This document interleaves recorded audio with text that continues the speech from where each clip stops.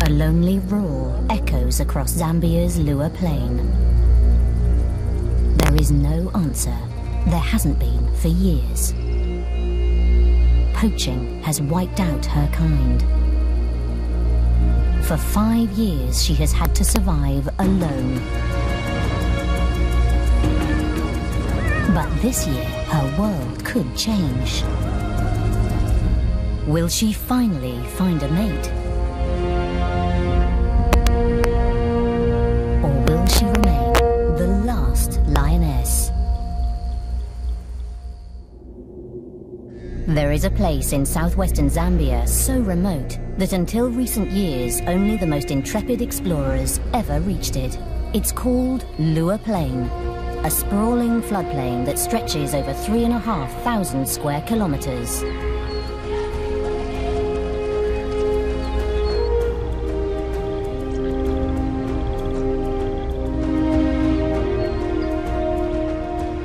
In the heart of this isolated wilderness lives one lonely lioness. She is known as Lady Lua, and she's in her prime. All her instincts drive her to find a mate, have cubs, and form a pride of her own. But she can't. She's alone here.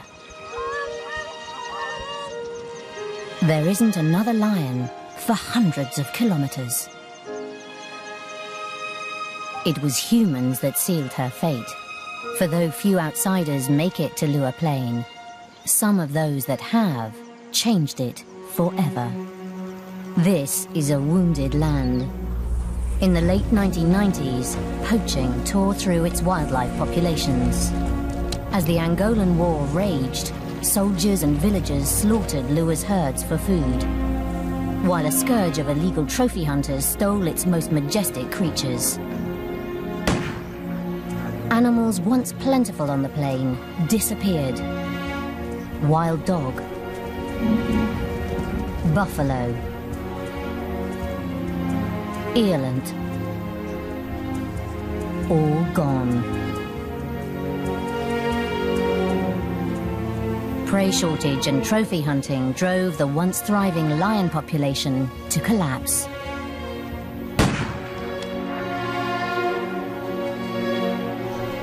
Today, the last of Lua's lions stare out of glass eyes as they decorate the homes of trophy hunters worldwide.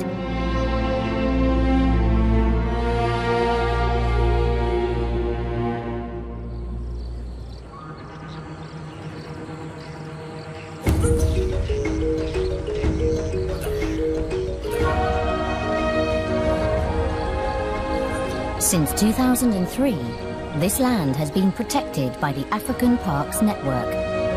The poaching has all but ceased, and its wildlife populations have begun to recover.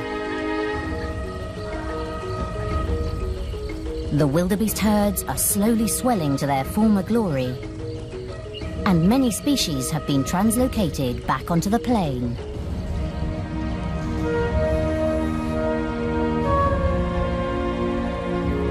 But of the lions, only one remains.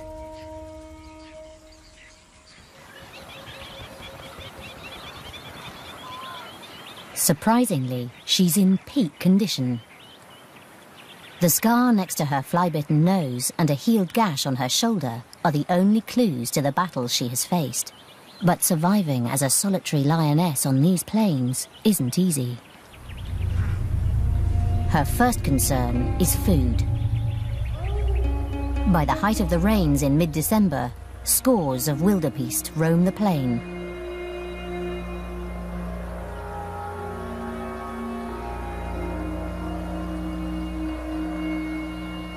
In the dense grasslands, Lady is all but invisible.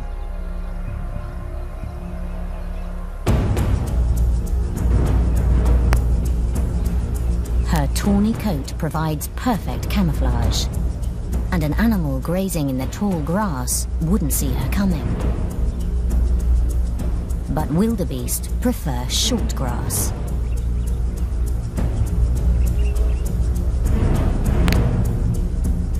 They keep to the open plain, where hopeful predators have nowhere to hide. Usually, lions hunt in teams that can surround prey and drive it into an ambush.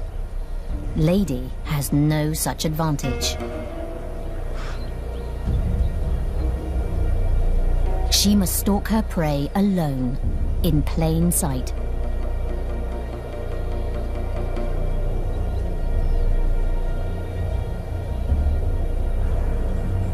She must choose her target well, an animal on the outskirts of the herd that has let its vigilance slip.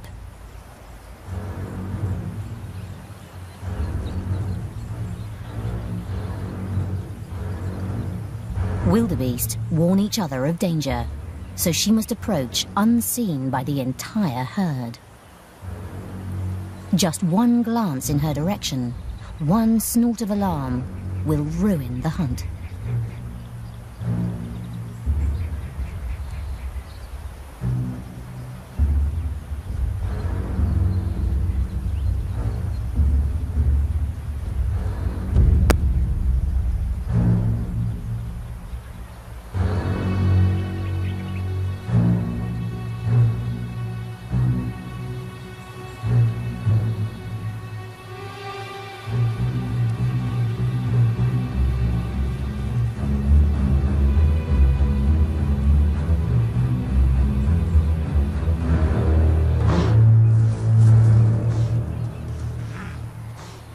Just like that, the hunt is over.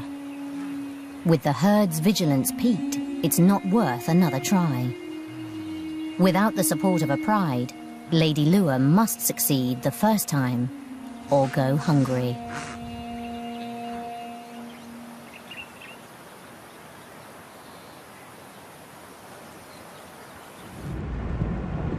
In 2005, a South African cameraman named Herbert Brouwer came to Lure to film spotted hyenas.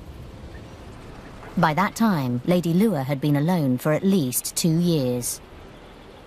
Back then she was a myth, literally a whisper about this mysterious lion that roams the plains.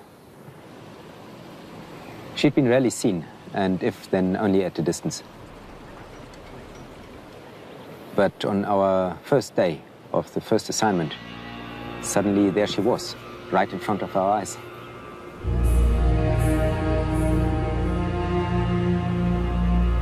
Herbert is one of the very first outsiders to see her and confirm that she is alive and healthy. It's early November, the start of the wet season, and a fearsome storm approaches. Lady Lure will use it to her advantage.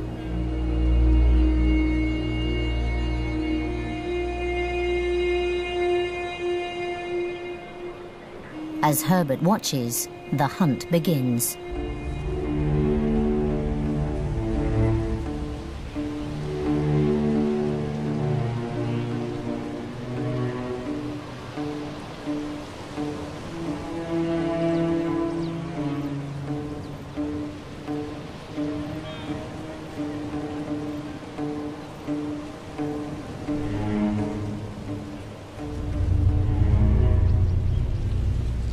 The new calves make perfect targets. Lady Lure eats alone. She doesn't need a big kill.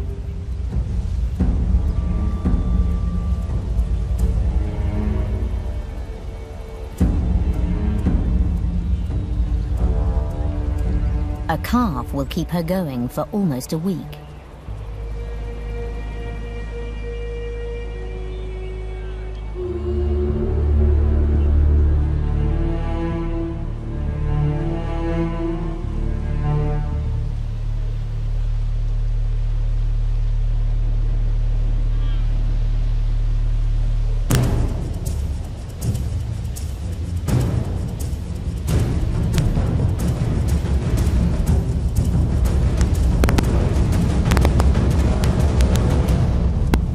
It's an extraordinary long-distance sprint for a lioness.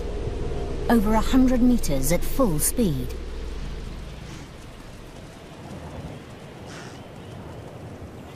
I was amazed not only how fast, but also how far she ran.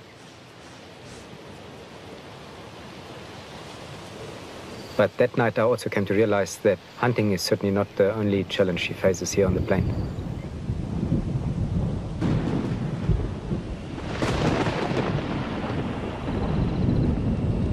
Lady Lua is the only lioness here, but she's not the only predator.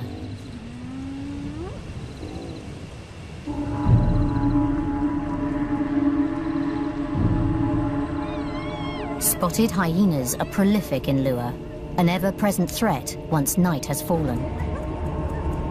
They approach from all sides, drawing Lady away from her kill.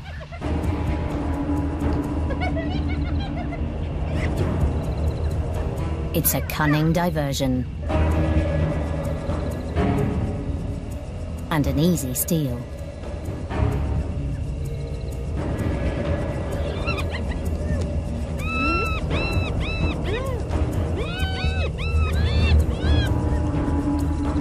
Crucial seconds pass before she realizes that her kill is lost. Yet she doesn't fight back.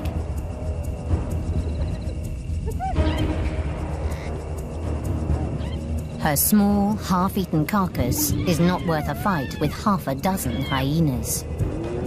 Lady's survival hinges on avoiding conflict, as much as it does on making kills. In the months following the first sighting, Herbert keeps a constant vigil for Lady on his filming expeditions.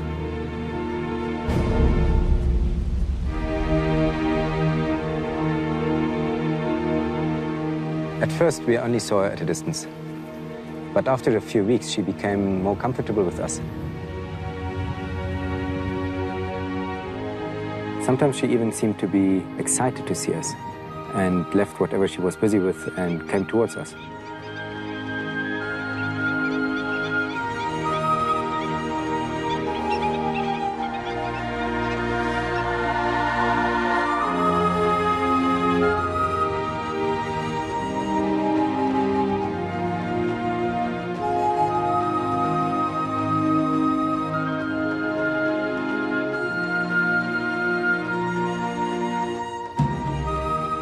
I think we were the first animals in years that she approached that were not running away. And she slowly tested the waters to actually see how far she could trust us.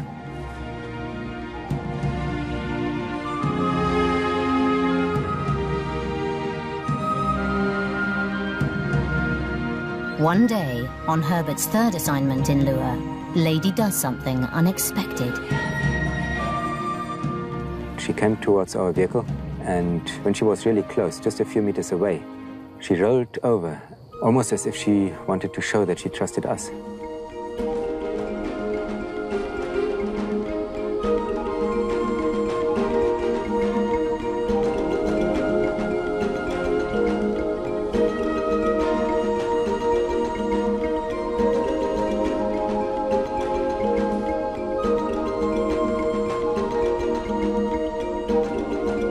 From this day on, Lady Lua's affectionate behavior becomes commonplace, and rolling becomes her greeting.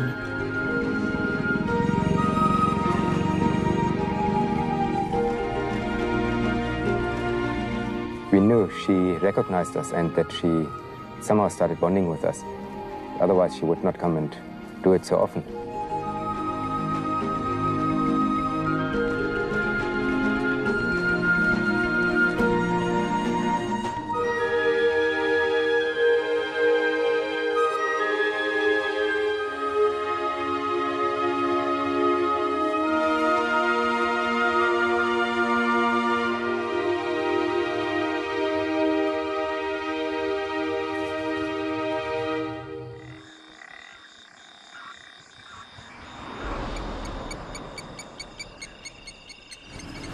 Sometimes, Herbert finds Lady near their camp at night when the crew sets out to film. She allows them to follow close behind her as she roams the plain. On one such night, Lady leads the crew to a pan where a wildebeest cow is straining through a difficult birth. The calf seems stuck in the birth canal, and the cow can no longer stand.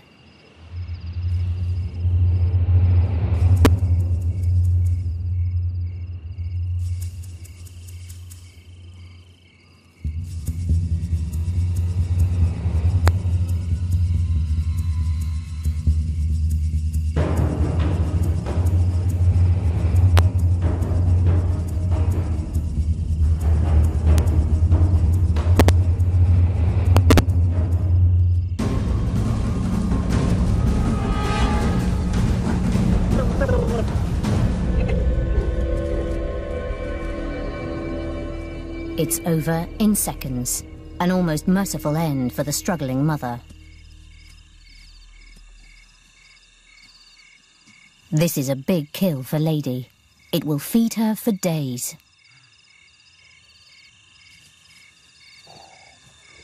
The cow is silenced quickly, but its bleating during the birth may have been heard.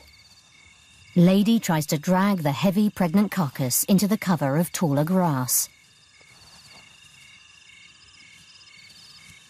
But it's too late. She's been discovered.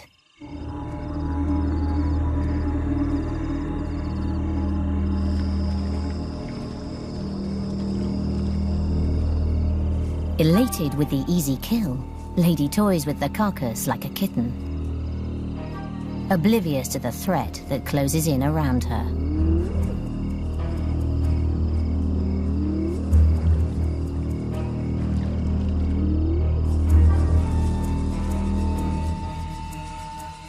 By the time she hears them, she is surrounded.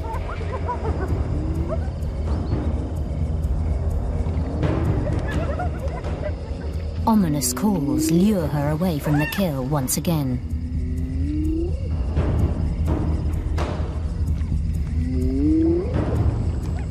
As she wades out to meet the challenge, the hyenas seize their opportunity. Coming in from all sides, the thieving horde makes off with the carcass and tears it apart in true hyena style. But Lady will not be defeated so easily.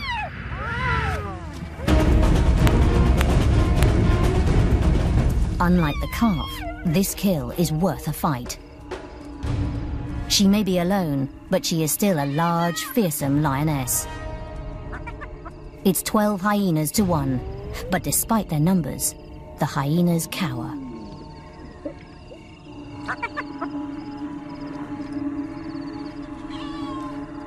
She eats alone on the carcass, as a dozen hungry eyes watch and wait in the shadows.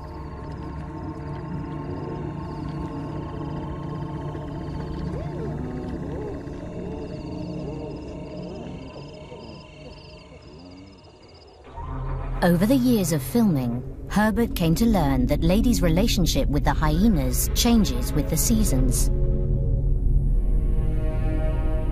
By August, the grasslands are tinder dry and the pans parched and cracked.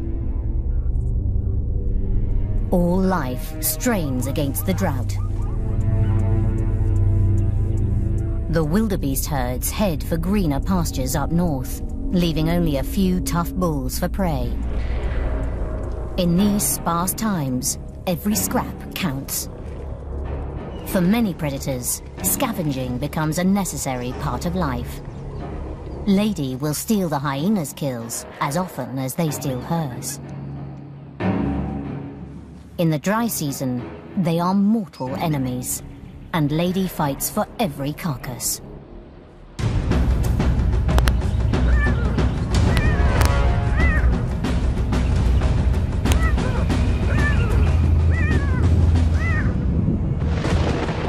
But when the rains come in November, everything changes. Weeks of unrelenting downpours drench the landscape. Lured by the lush new vegetation, the wildebeest herds flood back onto the plains in a migration second only to the Serengeti.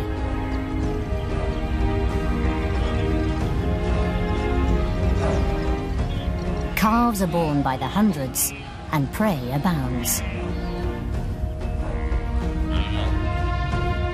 Lady thrives in the wet season, killing so often that hunting becomes more a sport than a necessity.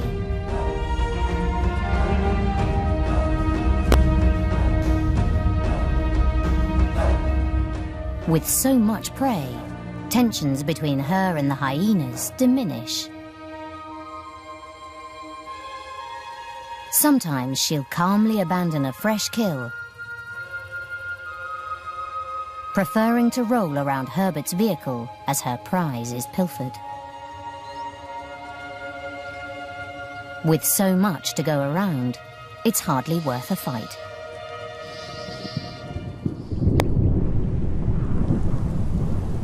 But by January, things change once again. The rains reach their climax, and the plane disappears underwater.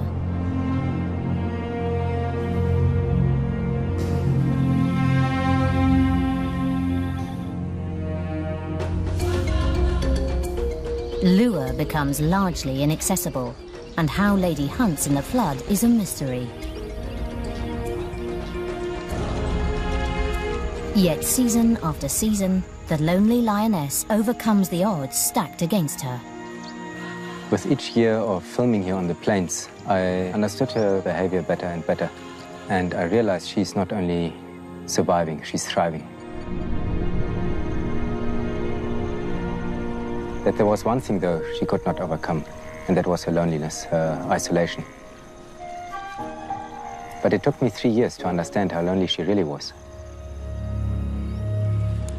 After a night of filming, Herbert and his crew return to camp.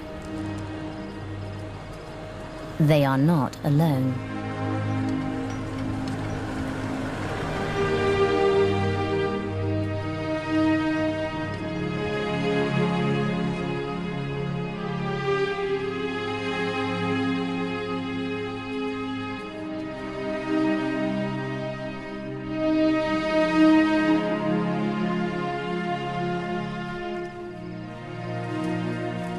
As Herbert walks through camp in the dark, he hears a movement in the trees.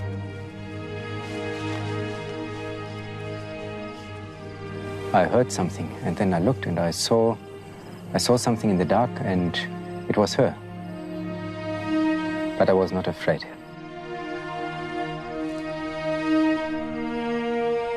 I knew somehow that she was not there to do us any harm, or that she did not come to hunt.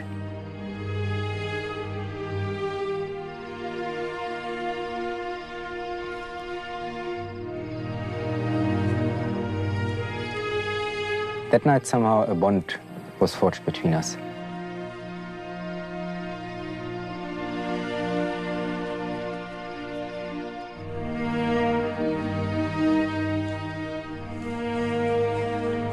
Since then, she's come into camp every other night.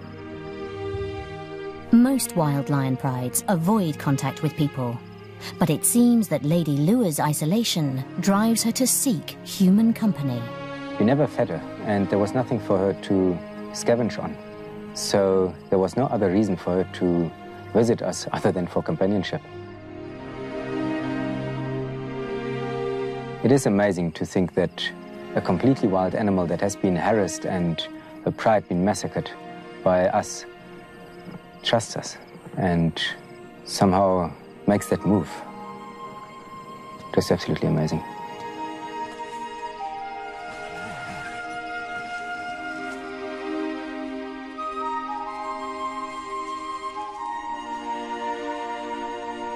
Sometimes she would lie next to the tent.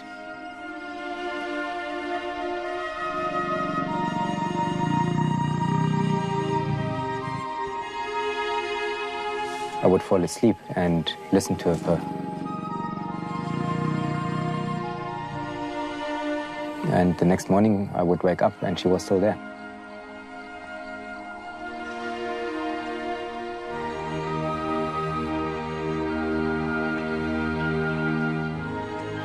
It was really amazing to experience this mutual trust with a completely wild predator that had only bad experience with human beings.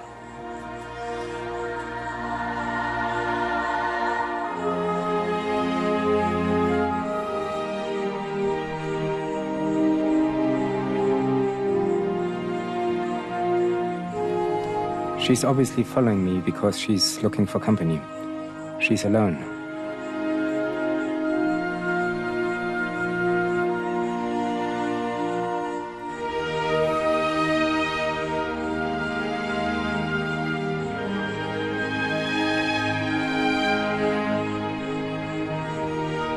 As much as I care for Lady Lure, I know that I must keep my distance. She's a wild animal and we want to keep it that way. We cannot allow her to close the distance too much, because that would invariably invite an accident, and that is the last thing we want to have. Herbert doesn't allow Lady to come closer than about 5 meters. But she keeps trying to get his attention. I knew something had to change when she started changing her behavior. She scratched the trees. She even destroyed the seat of the Land Cruiser. And I realized I could never be the mate she was looking for. She really needed a companion of her own kind. At last, in October of 2008, this may just be possible. Herbert is not the only one who's been following Lady Lua's plight. Craig Reed of African Parks manages Lua Plain National Park, and for the last 2 years, he's been hatching a plan to bring lions back to Lua.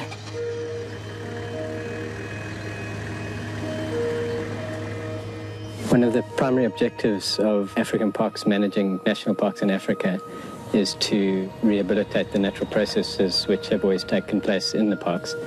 Lions have always been a very important part of the processes here, and for that reason we felt it was very important to bring them back. I think Lady Lua has become a special character, and it's going to be fantastic for her to relinquish that character status and just become a normal lion again. For me, that's what's most important about this whole process. Before a male can be brought in, Lady Lua must be collared so that the African Parks team can find her if anything goes wrong during the translocation.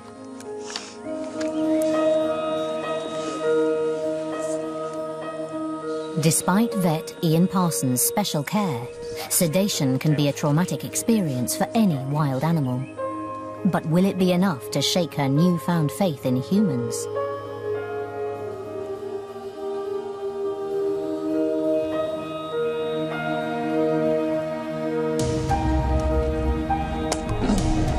The shot is perfect.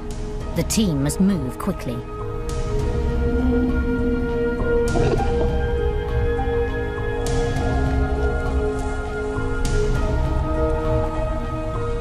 This was the first time I touched her, and I must say she has got an incredible presence. But I keep wondering how she will react to the whole process. I really hope that she does not go back into hiding after all this.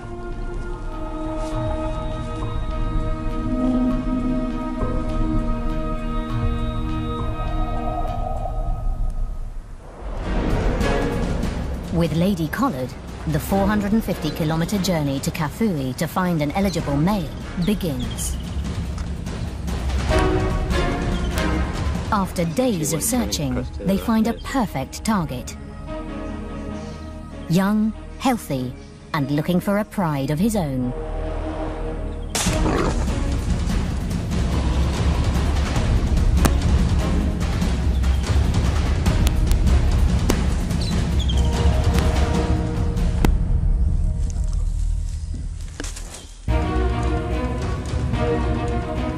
The team are elated, but getting the male to Lua won't be easy. It's the dry season, and the long road back is riddled with pitfalls.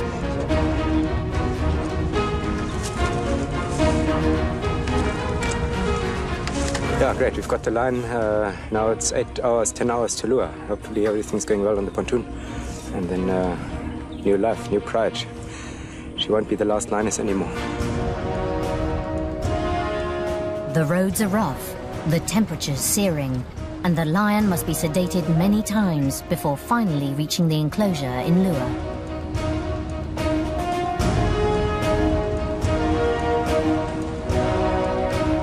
After 11 long hours, they arrive at last.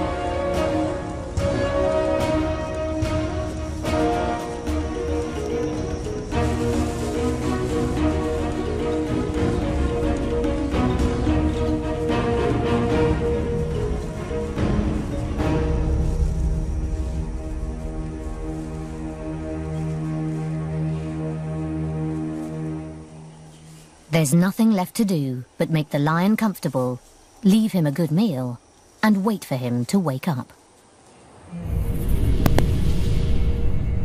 But something goes wrong. The lion panics as he comes around and must be sedated again. But this time, he chokes on regurgitated food. He doesn't make it. All the team can do is cremate him, so that the sedatives in his system won't poison scavenging animals.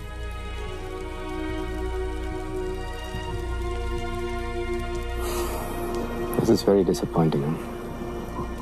This is my lion who was going to be the beginning of a new pride for the lady. All gone. I don't even know whether she's accepted that collar, and how she will react to us humans, to me.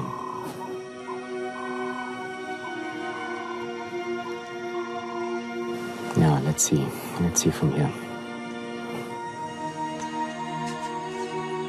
Herbert returns to camp to continue filming, but a shadow hangs over him and the crew. He still doesn't know how Lady has reacted to the collaring, and whether their relationship has changed.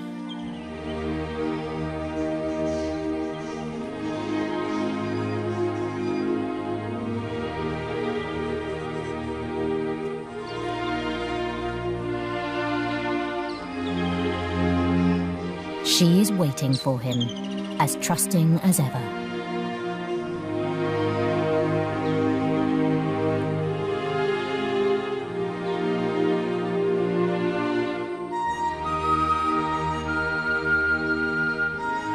Seeing her again, I know that we cannot give up on her.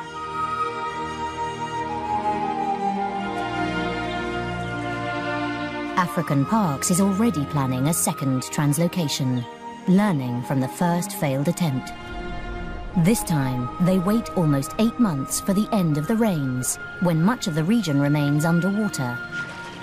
On the 11th of May 2009, the team returned to Kafue.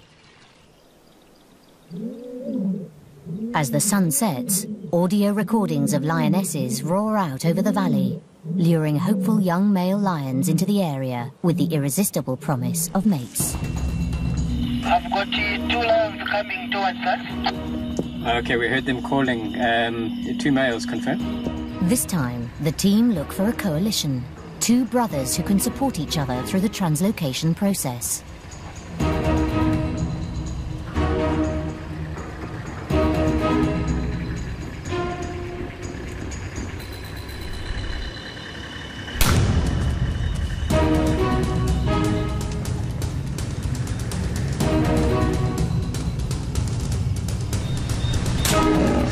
Didn't cause a drop in blood pressure, but she's breathing beautifully. Heart rate's normal. Okay, yeah, that's no problem. We'll keep an eye out on this, huh?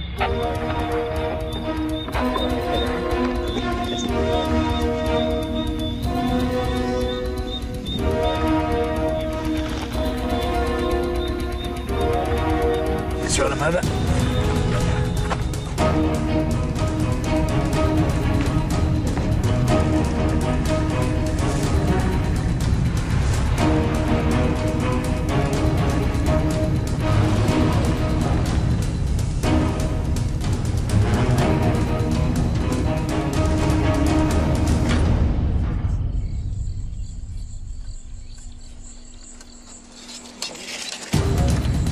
At dawn, the journey to Lua begins.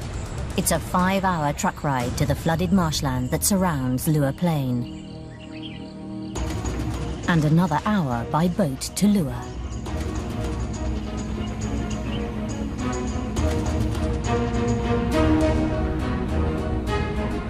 Crossing the marshes halves the journey.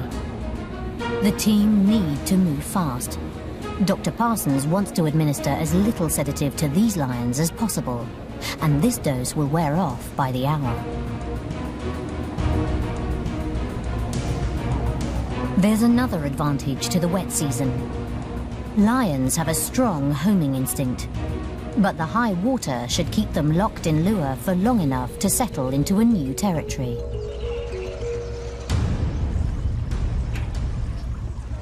Locals throng to see the new arrivals as the last leg of the journey begins.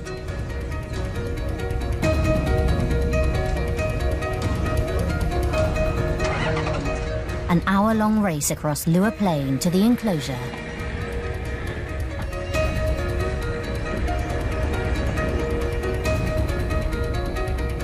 Time is everything.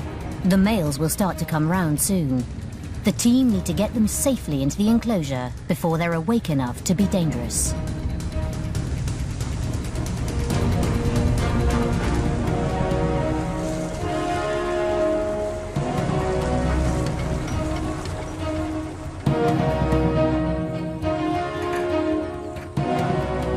Before the lions are released, one male needs to be collared so that the coalition's movements can be followed and apprehended if they make a break for home.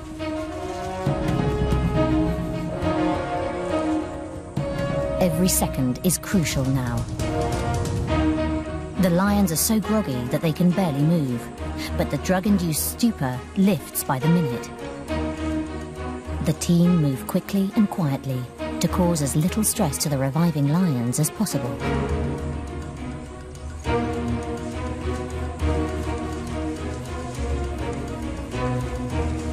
They'll stay in this enclosure, known as a boma, for about 2 weeks, to prevent them from harming Lady or trying to escape back to Kafue, as they acclimatise to their new environment.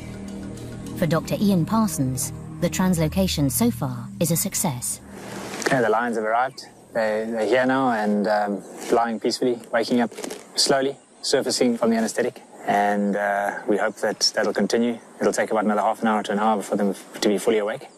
And all being well, they'll have an uneventful recovery. The team wait out the last hours at a distance to make sure that the males wake up without complications.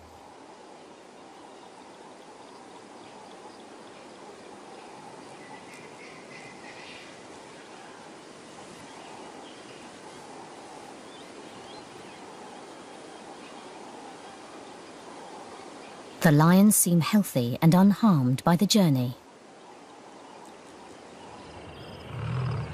But through the night, painful yelps resound from the enclosure. Craig sets out at first light to assess the situation.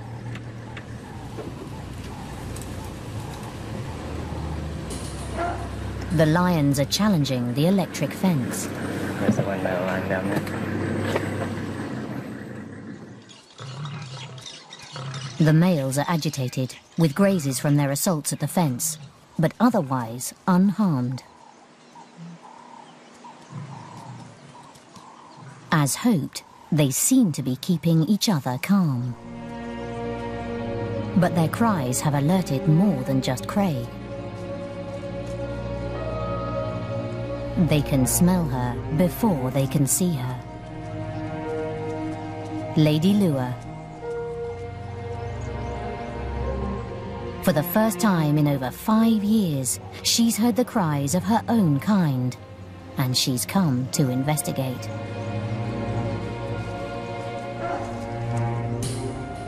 Experience tells the males to be on the defensive.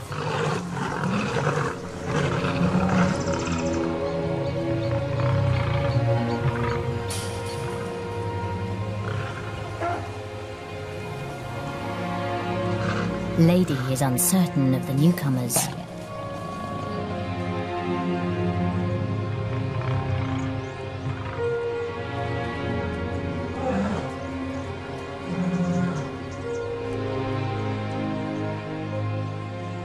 She marks around the enclosure to assert herself. But the tension is short-lived. Over the next 4 days, the lions settle.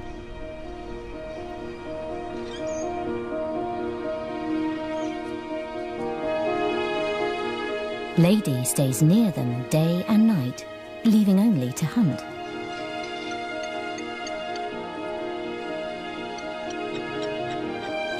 Aggression seems to turn to curiosity. Fear to security.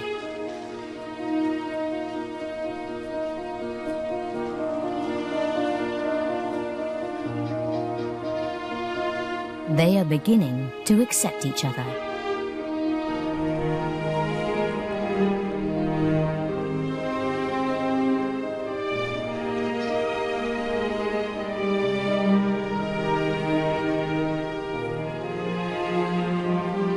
Everything seems to be going perfectly according to plan.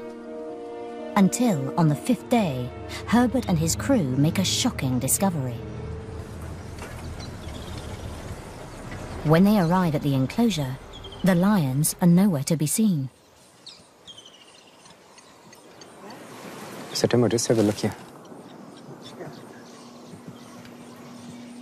Herbert's tracker, Jacob Tembo, discovers something far more disturbing.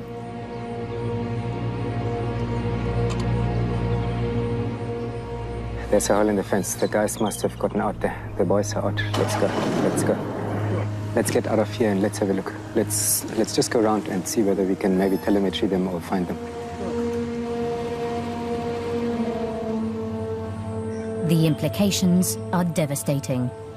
If the lions have headed north towards Angola and the collar is out of range, this could be the end of yet another translocation.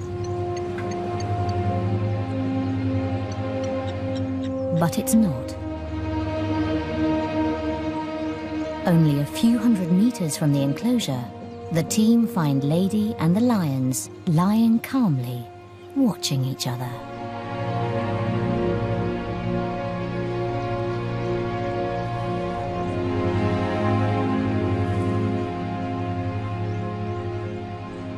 Lady begins to roll.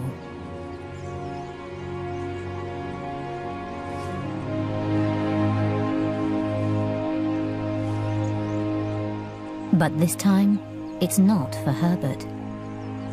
It's for her first real mates in a lifetime of loneliness.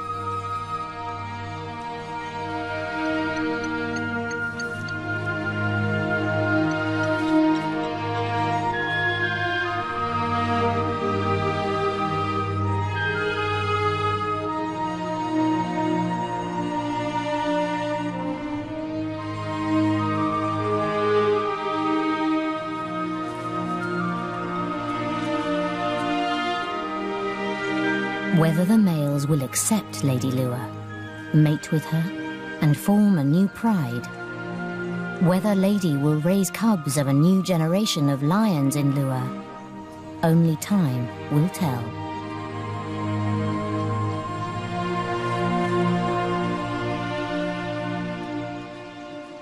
But for now at least, her call will not go unanswered. She is no longer the last lioness.